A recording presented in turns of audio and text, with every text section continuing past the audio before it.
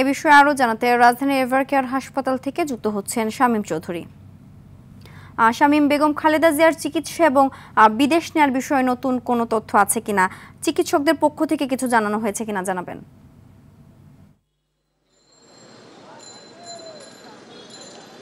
Cynthia, আপনি যেমনটা কিছুক্ষণ আগে বলেছেন, সাবেক তিনবারের প্রধানমন্ত্রী এবং বিএনপি চেয়ারপারসনের শারীরিক অবস্থা কিন্তু অপরিবর্তিত অবস্থায় আছেন এবং তার বিদেশ যাওয়ার বিষয়টি কিন্তু চিকিৎসকদের উপর নির্ভর করছে। যেমনটি আপনি বলেছিলেন, আমাদের কাছে এখন পর্যন্ত ঠিক এমন তথ্যই রয়েছে এবং কিছুক্ষণের মধ্যেই এভারকেয়ার হাসপাতালে আসবেন ডাক্তার জুবাইদা রহমান এবং উনি আসার পরে যদি উনি ডাক্তার AZM জাহিদ সহ মেডিকেল বোর্ডের যারা রয়েছেন তাদের সঙ্গে কথা বলেন, এরপর যদি ডাক্তার AZM জাহিদ গণমাধ্যমে আনুষ্ঠানিক কোনো বিবৃতি দেন বেগম খালেদা জিয়ার বর্তমান শারীরিক অবস্থা সম্পর্কে এবং তাকে বিদেশে নেয়ার বিষয়ে যদি কোনো নতুন তথ্য থাকে সেটি যদি আপনাদেরকে জানান, তাহলে আমরা হয়তোবা নতুন কোনো তথ্য দেশবাসীকে আমরা এখান থেকে আপনার মাধ্যমে জানাতে পারবো।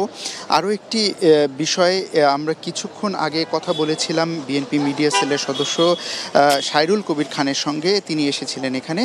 তার সঙ্গেও কথায় যেটা আমরা জানতে পেরেছি যে বেগম খালেদা জিয়ার শারীরিক অবস্থা আগের মতোই আছে, যেমনটা আগে বলেছিলেন ডাক্তার AZM জাহিদ হোসেন, ঠিক তেমনটাই আছে এবং তার বিদেশে যাওয়ার বিষয়টা কাতার সরকারের পাঠানো যে এয়ার অ্যাম্বুলেন্সটা আজকে এসে পৌঁছানোর কথা, এখন পর্যন্ত এরকমটা তথ্যই রয়েছে যে আজকে বিকাল নাগাদ সেই এয়ার অ্যাম্বুলেন্সটা এসে পৌঁছাবে এবং আগামীকালকে নাগাদ তাকে যুক্তরাজ্যে উন্নত চিকিৎসার জন্য নিয়ে যাওয়া হবে, এমনটাই তথ্য তিনি আমাদের কাছে বলেছেন। এর বাইরে আর কোনো নতুন তথ্য দেশবাসীকে আসলে জানানোর মতো নেই।